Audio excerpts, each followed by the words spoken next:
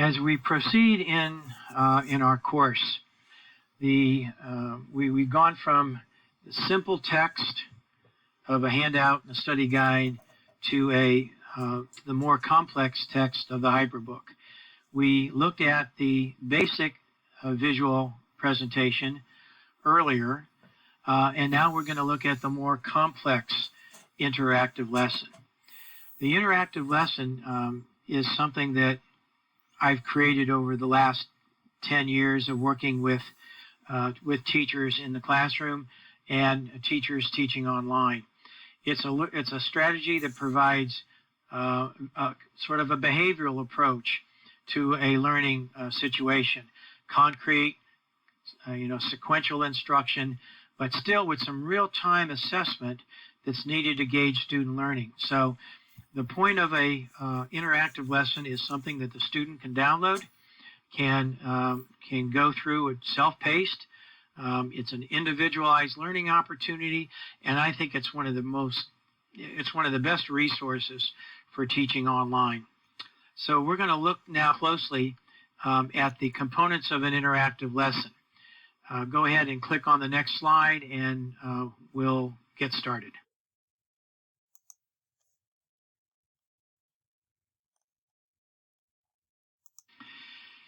As we get started with our look at the interactive lesson, please open up the actual PowerPoint lesson that I placed in course outcome number 5. Again, it's called il_solarsystem.ppt, and so you can use that to follow along like we did with the Hyperbook. We're going to look at a series of extended PowerPoint features that make the interactive lesson work. So when you have it up and you're ready to take the next slide, let's go ahead and proceed.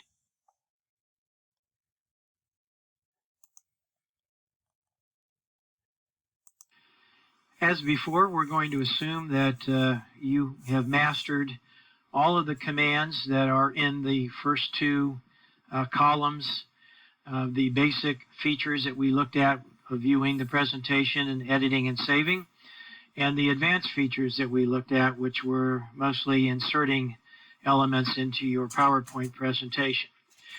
As you can see from the column at the right, the enhanced features that allow an interactive lesson to really work are going to include the ability to create your own templates and master slides. We'll add in word art and text color. There's a number of drawing tools that make creating interactive lessons very powerful. Slide transitions are going to be important, and perhaps most important are going to be action buttons. You've been listening to me as I've narrated these slides throughout the presentations. Well, I'm going to show you how to do that so that your interactive lesson has your voices built in. I mean, you've got to do the narrations. We'll be using some slides for assessment, and we'll learn how to do those with the action buttons. But to do that, you're going to need to be able to hide slides, and so we'll show you that feature. And then finally, there's probably something I would think most of you have never seen, and that's something called the kiosk browser. We'll talk more about what a kiosk does as we get closer to the end of the presentation. Again, the caveat at the bottom, if you feel like you need to go back and review or view the basic visual presentation features, you'll have that option on just about every slide as we continue. All right, so let's begin the presentation by taking a look at how to create your own templates and master slides.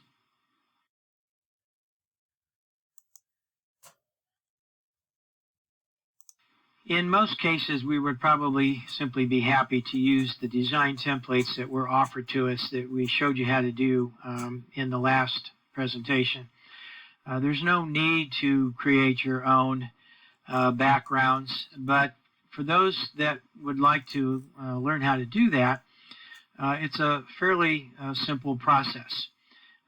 When you're in the normal view of the presentation, like you see here where you have the slide on the right-hand side and either slides or the outlines over on the left. You can go up to the View tab at the top, and one of the things that you can view is highlighted here. It's called the Slide Master. Now, the Slide Master will open up the background information, the guts, if you will, of how each slide is composed. And there's actually two pieces to it. There's a Slide Master, which is always the first slide. It's your title slide. And then there's the background of each individual slide.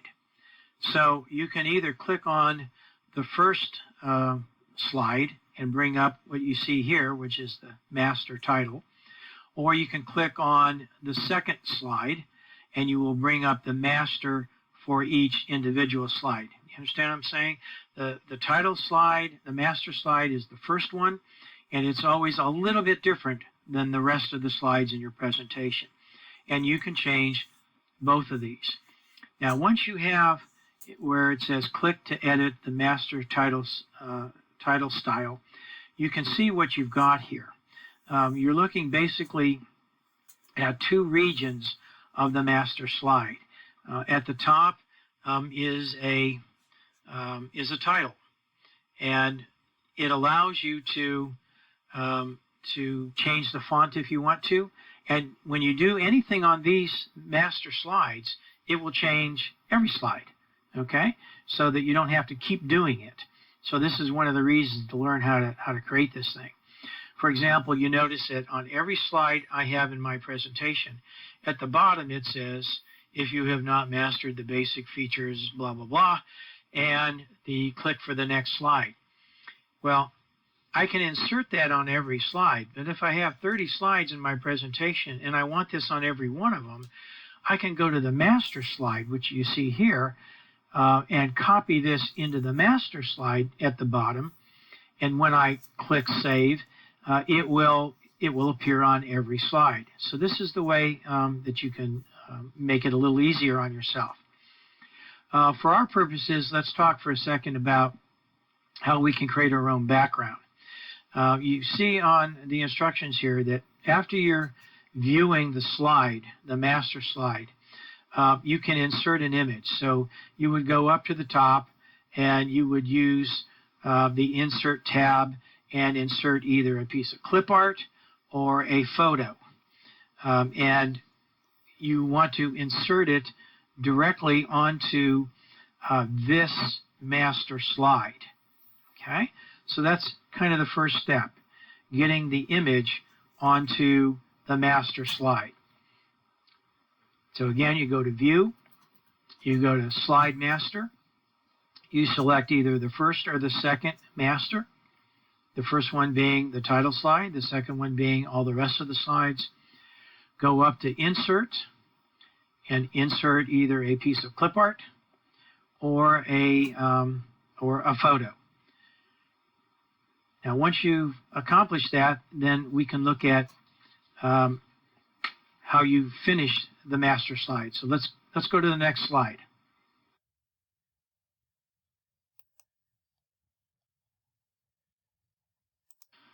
Once you've inserted the image, I don't care whether it's a piece of clip art or a photo, 9 times out of 10, or maybe 99 times out of 100, the image is going to be too dark. If you try to put, a dark image or any kind of an image as a background to your slides, you're going to want to turn it lighter. You're going to want to turn the photo into what we call a watermark. Okay, and it's fairly simple to create a watermark. On the Format tab, so this is a new tab we haven't used yet. Under the Format tab that you see on the screen here, you can scroll over to the right where it says Color, and then it creates what they call a color saturation or a color tone or a recolor of the image. So we use this little image that looked like a Saturn. And notice that under the color saturation, I can turn this thing very light. That's called watermarking the image. And once you do that, you end up creating an image that is very faint. You can still see it, you can recognize it, but you can still type over the top of it with your text, and it comes through fine. Now, you've got a choice once you've watermarked your image that you can take the image and using the anchors that you become familiar with around any image, remember the four corners and the four middle ones, you can take that image and expand it to the entire size of the slide so that the watermark and that the template that goes behind it will cover the entire slide. That's one of the options that you have. All right, now the other thing that you're going to want to do when you put this photo in, if it's getting in the way of the text, in other words, if it's hiding the text, if you know the text is behind it, you need to get it out front.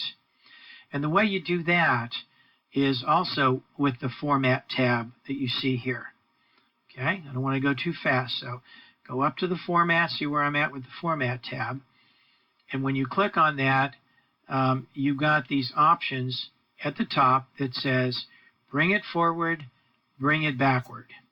Okay, so you can click on those or the drop-down menus, because sometimes when you try to send it backward, sometimes it goes behind the text. Sometimes you have to tell it to send backward, okay, or send to back. So you need to try both of those options. One of them will take the image and put it behind the text, I guarantee you. Okay, so now what you've got is a master with a brand new background to it. And again, this is a clever way of creating a very sophisticated interactive lesson. Now, obviously, you can do the same thing with the basic visual presentation, but I didn't want to show you that because I'm only going to ask you to create your own master slides for the interactive lesson. It's a little bit more powerful. Now, once you've done that, then you need to close the master view by going back up to view and going back to the normal view mode. Okay, so you kind of click out of there, and now you're back, and what you'll see when you do that is all of your slide backgrounds have changed. They all look like this new master that you just created. It's a very powerful tool that you can use to personalize your presentation.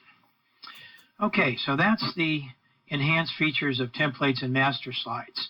Let's continue on with our enhanced features.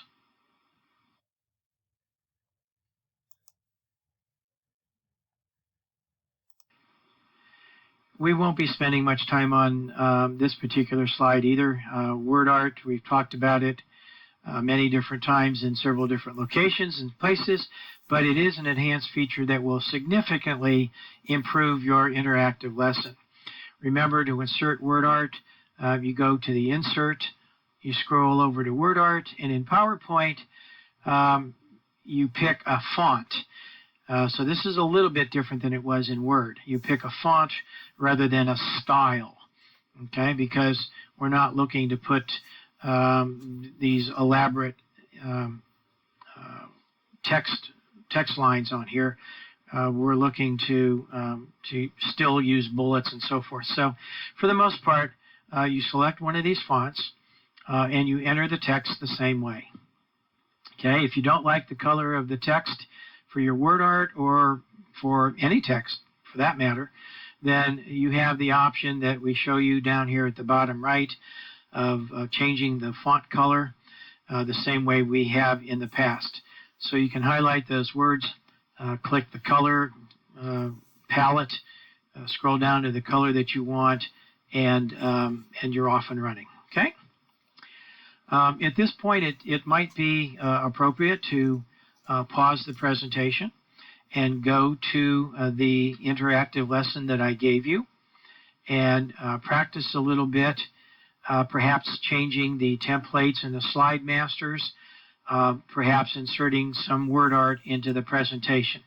It's yours to do as you like, and so you can begin actually even making changes if you want to turn the interactive lesson that I provided you into the interactive lesson for your own course. So experiment around with it. Change the background to something more appropriate to the lesson that you're going to conduct. And when you're done, come on back to the presentation and we'll continue on with the next slide.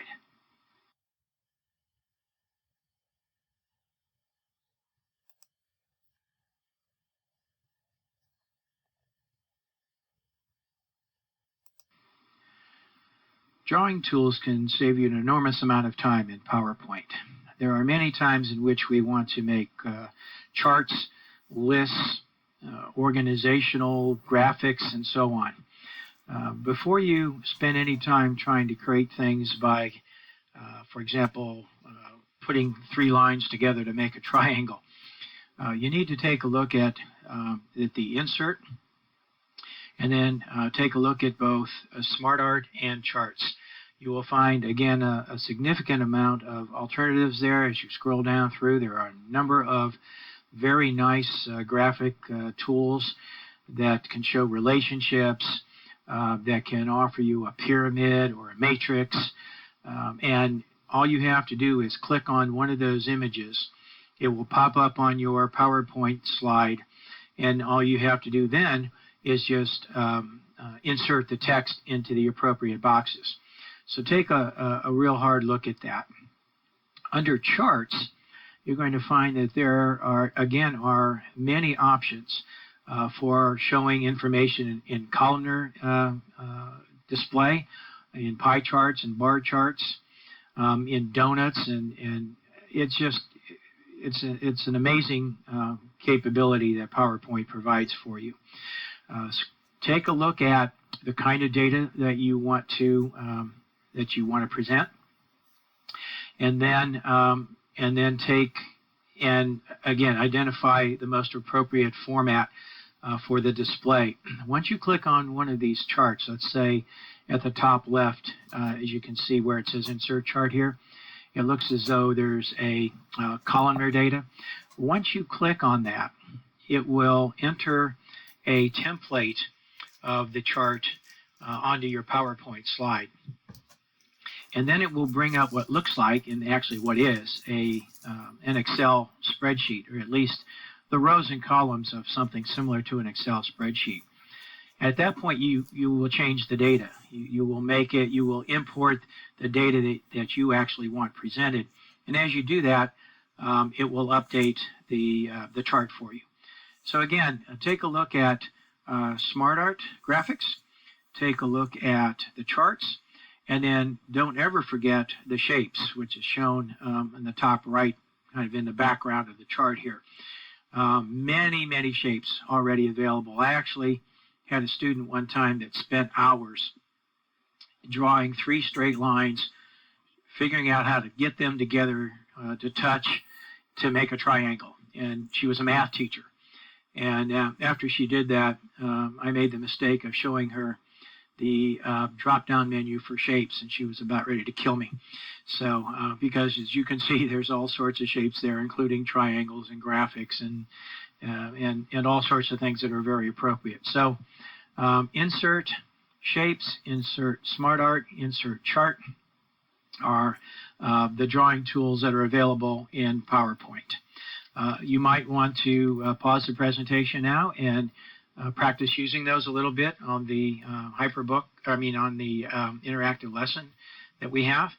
And when you come back, we're going to start looking at slides and slide transitions.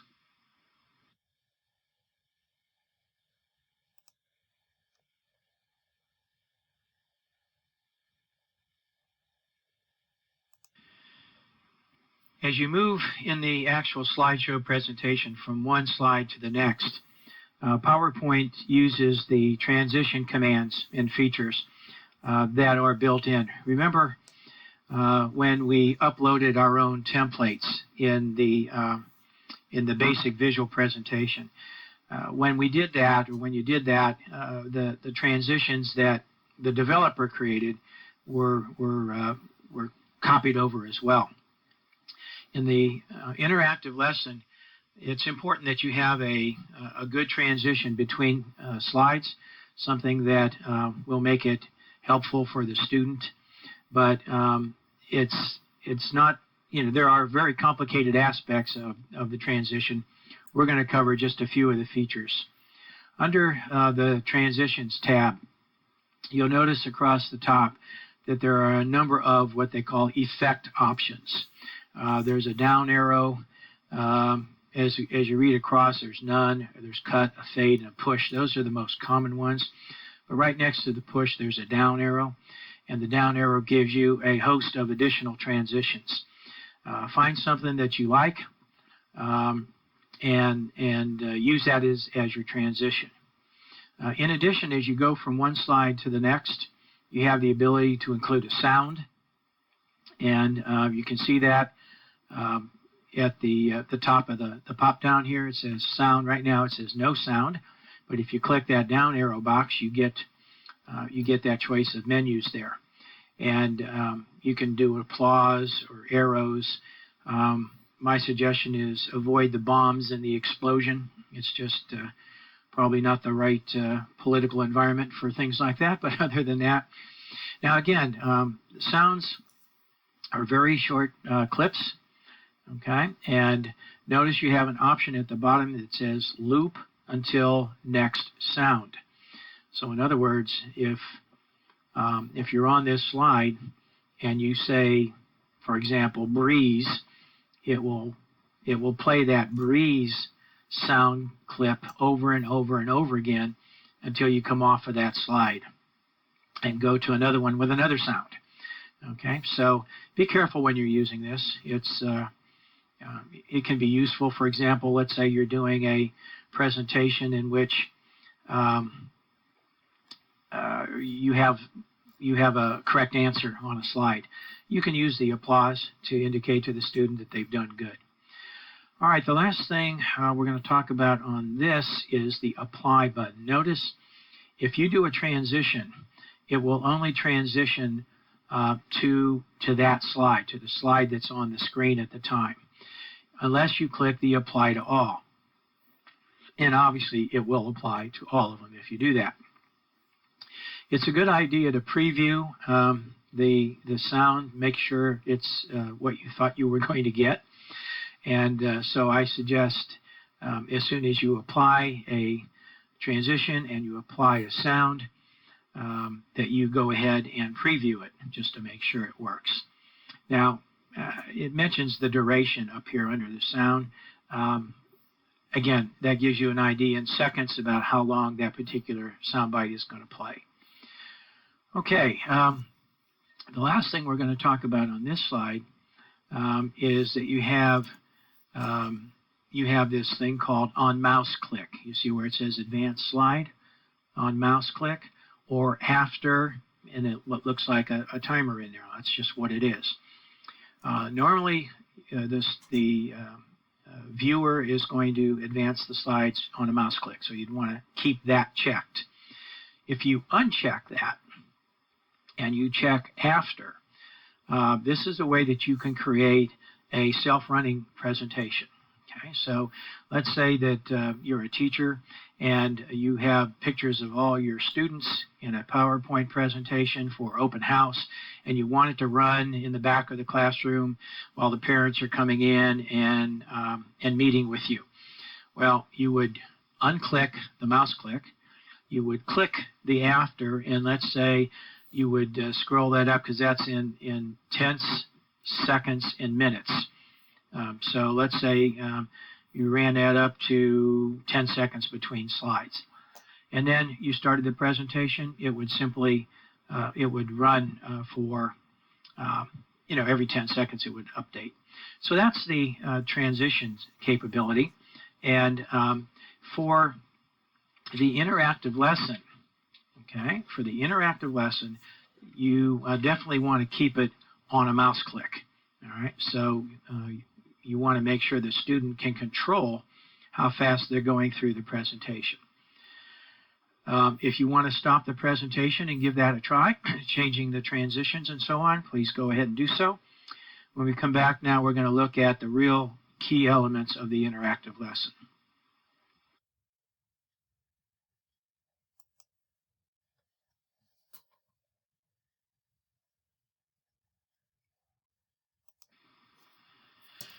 Action buttons are probably the most powerful aspect of PowerPoint when it comes to the implementation and the effectiveness of an interactive lesson. Without action buttons, the interactive lesson really isn't possible. So this is a very critical portion of our presentation, and we'll go a little slower here as we make sure that you know how to control the movement throughout the presentation using action buttons. There's two kinds of action buttons that we'll talk about. There's standard buttons that we'll show you in a minute, and then there's customized buttons. But here's the real key. We are going to be using a feature later on called the kiosk mode, and we mentioned that in our list of enhanced features, and we'll show you that last. But the purpose of the kiosk is to take the automatic portion of the presentation away from the students. And so to do that, we need an action button on every slide in the interactive lesson. Let me stress that again. There must be a way to move from one slide to the next slide in the interactive lesson. Okay, so keep that in mind as we show you, first of all, how to create an a standard action button, and then we'll show you the customized ones. Next slide.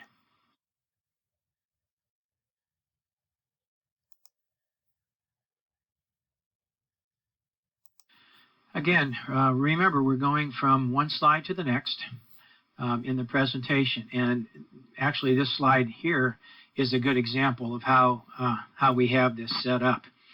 Now, the standard buttons are very easy to use, and they're already pre-programmed and ready for you in PowerPoint.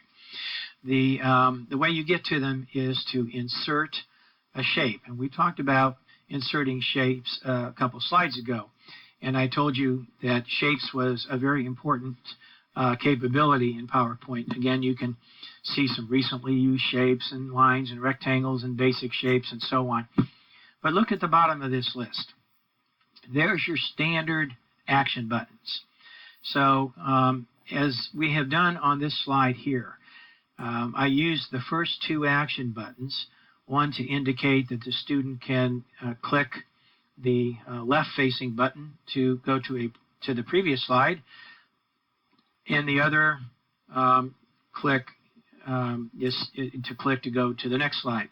So those are the first two action buttons, and if all you want to do is move the students from one slide to the next, this is the easiest way to do it. The next two set of buttons talk about or would allow the user to go back to the first slide in the presentation or the last slide in the presentation. You can see how those are set up. These are fairly standard now. Now the rest of these buttons, well, let me take the next one. The next one is the home button. It would go to the first slide in the presentation. And the rest of the buttons are there to do some standard things, like there's a button there that looks like a speaker. So if you wanted the student to click on a narrated audio that you put in there, that would be the way you would do that. The one next to the speaker to the left looks like a document. So if you wanted them to link to a document, again, these are standard action buttons that do certain things already pre-programmed. And they're very useful in many of the slides of your interactive lesson. Again, they have to appear on every slide, but not just the action buttons. We can actually create our own action buttons called customized buttons, and we'll show you how to do that on the next slide.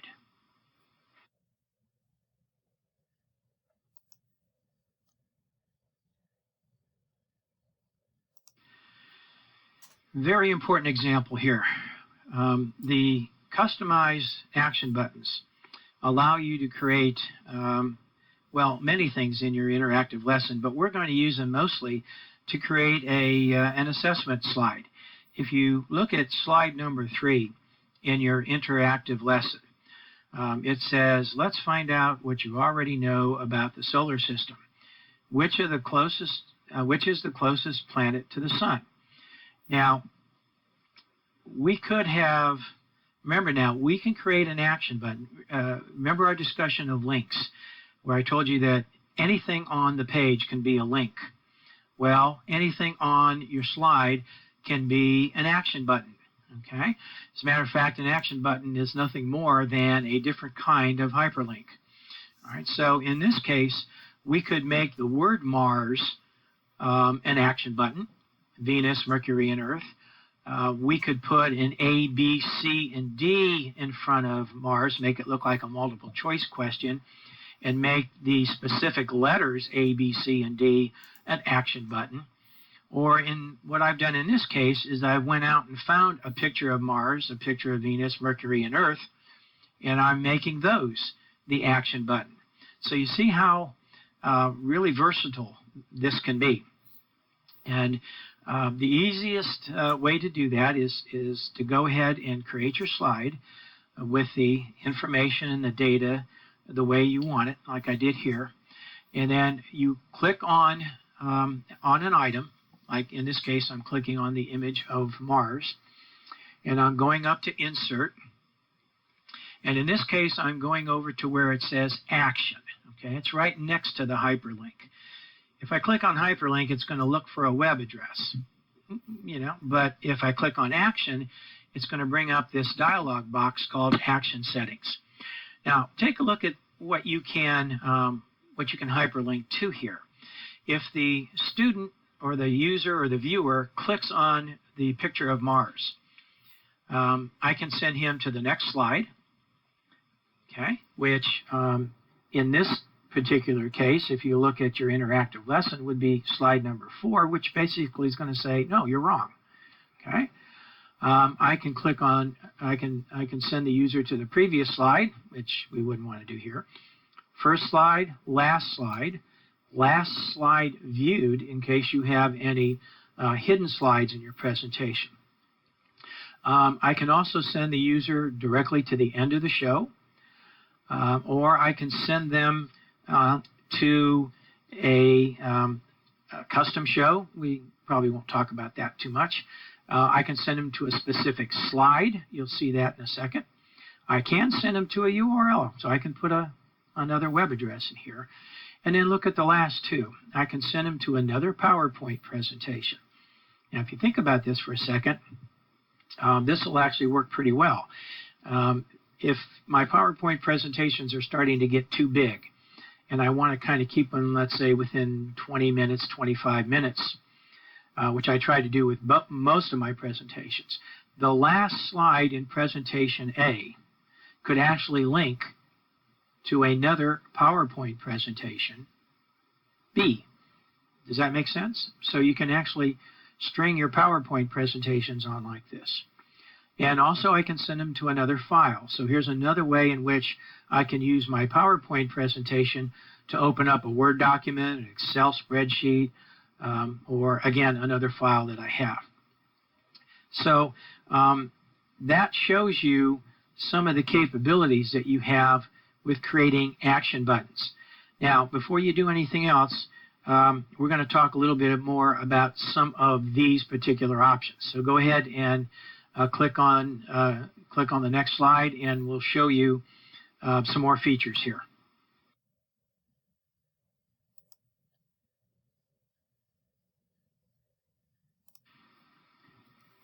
You're the teacher. You're the one that's creating the interactive lesson. So let me present you with kind of a scenario as we look at this next slide here. You're asking a question. Which of these planets is closest to the sun? Now, what are the possible results of clicking one of these answers? Okay. The first result, of course, is that the student is correct. They pick Mercury, and they go to a slide that gives them a positive feedback, such as slide number 5 in our interactive lesson. It says, right, Mercury is the closest planet to the sun, and gives them a little bit of a positive reinforcement. So that's one option. They can get the answer right. Now, if they get the answer wrong, there's at least 3 options that I can think of. that you can do. First of all, let's say you have given the interactive lesson, you walked them through 5 or 6 content slides. You showed them, you talked to them about the planets and which one is closest to the sun, and you've given them some very important content. And they get to this slide, and they get the answer wrong. What's your alternatives? Well, the first alternative is for you to put a slide together that says, no, you're wrong. And since this is so important, I'm going to go back to slide number 1 and make you read this all over again until you get the question right. Well, that will certainly get their attention, I guarantee it, if they're forced to go back and read the last 5 or 6 slides again, or the first 5 or 6 slides again before they can move on. So that's one option. So you can see how here, if they answer Mars and it's the wrong answer, you might send them back to slide number 1. Okay? And you get that by clicking on the slide option. Okay? You see that right underneath the little box. All right? That's one option. Option number 2, they get the wrong answer, and it's really not that important that they got it right. So you create a slide that says, no, Mars is not the closest planet to the sun. Mercury is the closest planet to the sun. Try and remember that. But for now, let's go ahead and continue. And so you simply link to the following, to the slide that has the next item of content that you're going to deliver. Does that make sense? Okay, so no, you're wrong, and I want you to go back and read everything. No, you're wrong, and here's the right answer, and let's go again. And then, can you think of the third alternative? Well, the third alternative would be, no, you're wrong, try it again. Okay, so you simply give them a slide that says wrong, try again by clicking here. You click on the wrong slide, the action button on the wrong slide, and you go back to this question. And you keep looping until they get it right. So, again, look at the interactive lesson, slides 3, 4, and 5. They're a good example of how you can create an assessment slide. The first slide, slide 3, is your question. The second slide, slide 4, is the wrong answer and what you're going to do if they get it wrong. And then the third slide, slide number 5, says correct, it's right. And now we're going to move on in the presentation. Slides 6, 7, and 8, slides 9, 10, and 11 are all further examples of how I created a series of assessment slides and feedback in my PowerPoint presentation. All right, so again, the action buttons, the customized buttons, you can send them to the end of the show. You can send them to a specific slide number. You can send them to a web address, a URL, or you can send them to any other file. And again, any element can be an action button, anything that's on your slide. Now notice on the question slide, I do not have my next arrow or my previous arrow. I don't want them to be able to do that. They must click on one of the answers to move forward. And so that's the case in which you would not have the previous or the next arrow on your slide. Now again, if I'm going to make this an interactive lesson, I've got to tell the students what to do. So you got that little thing that says click on a planet to answer the question. So this just takes a little bit of practice. You're going to find that the action buttons are extremely powerful. As a matter of fact, I tell most of my students when they're creating an interactive lesson that they take a little pad of yellow stickies, if you will, and they write the slide, what the slide looks like on every on an individual yellow sticker, and then just go to the wall or a whiteboard or something and start sticking those on the wall so that you can see the flow of your interactive lesson. You can see where you're going to be going when you click here, or you put an action button here, or you ask a question over here. And then almost like a slide sorter, you can move those yellow stickies around as you start to figure out the correct progression. But the action button is how it works in PowerPoint. Okay, now once you create your question slide and your positive reinforcement, your correct slide and your wrong slide, you want to make sure that the students don't see some of these other slides. Okay, you don't want them to see the right slide, and you don't want them to see the wrong slide unless they actually click on it and get there. So on the next slide, I'm going to show you how to create a hide slide, and then once we do that, you can go back to your interactive lesson and practice a little bit on it. So let's go to the next slide.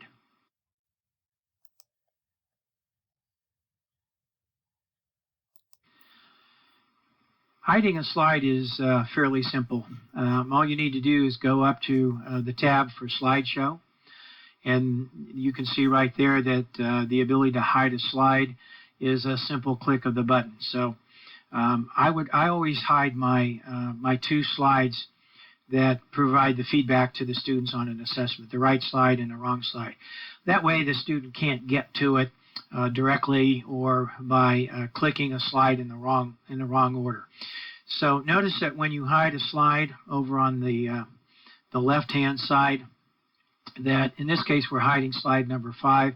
Notice how there's a bar that goes through the 5, just to indicate to you that that's a hidden slide.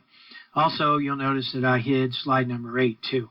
And again, I would go through and hide most of the slides from the student that they can't go to directly. Okay, it doesn't have any content on it. All right, so now you know how to create action buttons. You know how to create the standard action button that is set up from the insert shapes. We talked about how to create a custom button, which can literally be any element on your slide. It can be an action button, and how you can hyperlink to so many different places within your program. Next slide, previous slide, first, last slides. But for our purposes, you're going to want to hyperlink to a particular slide so that you can use the PowerPoint presentation for some formative assessment as you go along. And then finally, we took a look at hide slides so that you can keep those out of the view of the students when they don't need to see them. So I would really suggest at this point you go ahead and pause this presentation, take a look at the interactive lesson and how we use the hide slides and the action buttons on slides 3, 4, and 5, for example. Perhaps try to create your own action button on one of those slides just as a bit of practice. And when you're done with that, go ahead and come on back to this presentation. We're going to pretty much complete our look at the elements of the interactive lesson by looking at how to narrate the presentation, like I'm doing here, and how to use the kiosk browser. So come on back when you're ready. Also, at this point, since we've been going for about 45 minutes, we're going to stop this video halfway through the presentation on interactive lessons and pick it up with a part 2. So take a look at the files that I've given you, the 2 links that have identified how to get to the YouTube videos, and go ahead and click on part B when you're ready to move further.